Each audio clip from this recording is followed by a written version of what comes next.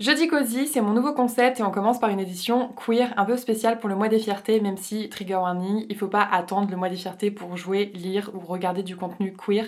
C'est important de le faire tout au long de l'année. Donc là, je vais te présenter 3 jeux auxquels j'ai joué, parce qu'il y en a plein d'autres auxquels je n'ai pas joué, donc là je préfère te parler de jeux que j'ai joué, que je recommande x 1000 et qui font un peu partie de mes tops en plus. Tout d'abord, je te propose Unpacking, qui est un jeu de puzzle zen dans lequel on va devoir vider des cartons et ranger leur contenu dans les différentes pièces d'une maison. Ça s'étend sur plusieurs années. On commence vraiment la chambre adolescente chez les parents et on finit sur la maison, on va dire familiale.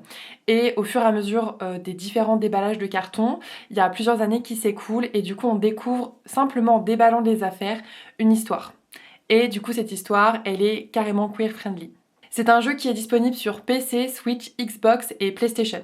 Ensuite, on a The Cosmic Wheel Sisterhood, dans lequel on incarne une sorcière qui est exilée depuis des centaines d'années sur un astéroïde. C'est une cartomancienne à laquelle on a confisqué le jeu de tarot. Et du coup, dans le jeu, on va devoir faire différents choix et on va aussi également devoir réaliser nous-mêmes les cartes de tarot pour pouvoir évoluer dans le jeu.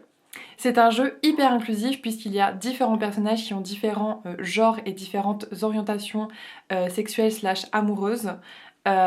J'ai adoré.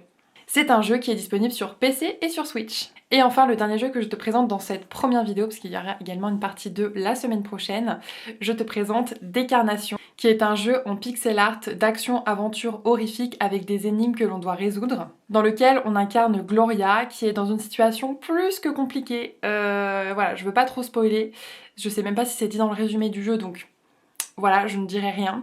Et disons qu'on va devoir l'aider à s'en sortir à travers différentes mécaniques du jeu. Il y a beaucoup de sujets sensibles qui sont abordés, je préfère prévenir, il y a vraiment des trigger warnings à prendre en considération, mais c'est un excellent jeu et la bande son est réalisée par Fleur et Bleu, un petit groupe français que j'adore, vraiment des cœurs sur eux. Et en vrai, cette bande son permet vraiment de contrebalancer l'ambiance qui est vraiment pesante, notamment à cause de la situation dans laquelle Gloria se trouve. Et donc bien évidemment, c'est un personnage queer. C'est un jeu qui est disponible sur Switch et sur PC. Et voilà, c'en est tout pour cette première partie de Jeudi Cozy spéciale édition queer pour le mois des fiertés. Rendez-vous la semaine prochaine pour d'autres jeux queer que j'aurai à te présenter.